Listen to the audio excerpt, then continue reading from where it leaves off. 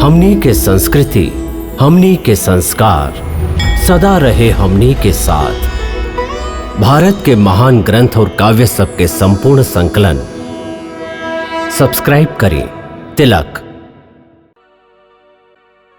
घोड़ा के खोजत खोजत ऊ लोग जब यज्ञ के घोड़ा के कपिल मुनि के आश्रम में देखलन तो कपिल मुनि के चोर समझ के उनकर बहुत अपमान कैलन। एकरा पर क्रोधित होके कपिल मुनि शराप दे देलन और एक ही क्षण में उस सबके शरीर के जला के भस्म कर देलन।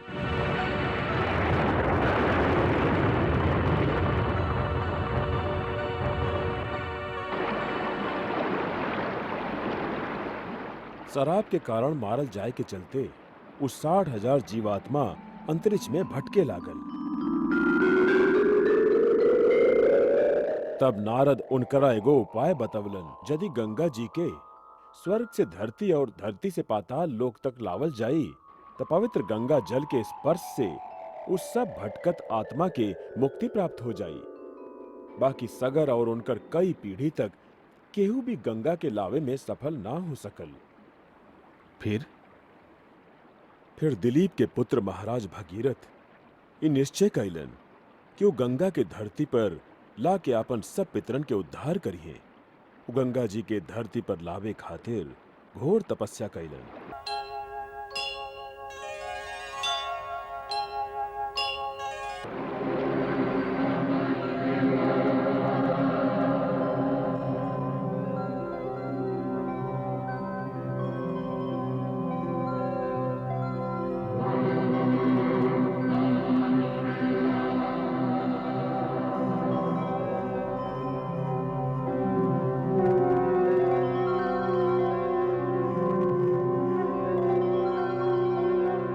उनकर तपस्या से खुश होके ब्रह्मा प्रकट भइलन और वो गंगा के धरती पर लावे के वरदान भगीरथ के देहलन।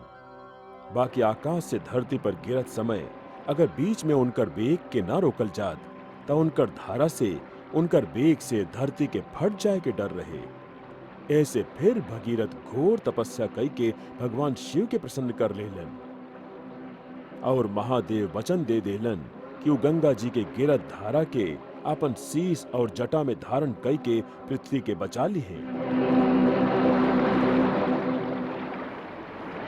फिर ब्रह्मा जी के आदेश से श्री विष्णु के चरण से निकल के गंगा जी आकाश के रास्ता से धरती पर बहुत वेग से आई।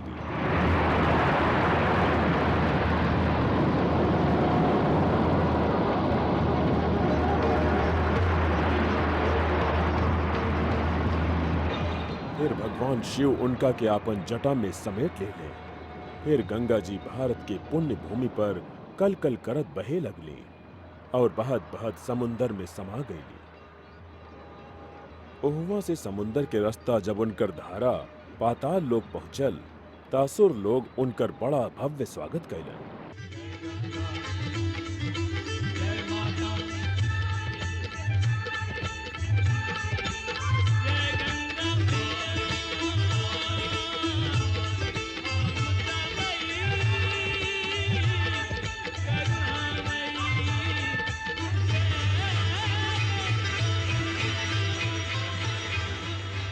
ए प्रकार पाताल लोक में उनकर पवित्र जल के स्पर्श से सगर के 60,000 बेटन के उद्धार भइल। यह गंगा के धरती पर आवे के पवित्र कथा। राम ई परम पवित्र गंगा यावत चंद्र दिवाकरो जब ले सूरज चांद रही ए धरती के प्राणी सब के उद्धार करी है। संभव बा आवे वाला युगन में देवी देवता के प्रति लोगन की आस्था कम हो जाए लेकिन गंगा के गौरव कबहू कम न होई। कवि हमेशा एकर गुणगान करिए। ई जमुना देश में बही वहाँ हमेशा हरियाली रही। गंगा के पवित्र जल जीवन से मरण तक मानव खातिर उपयोगी रही और अनंत काल तक लोग एकरा के गंगा मैया कह के माई से भी महान मान के एकर पूजा करिए। संसार के सब नदियन में सबसे पहले इनकरे नाम हुई।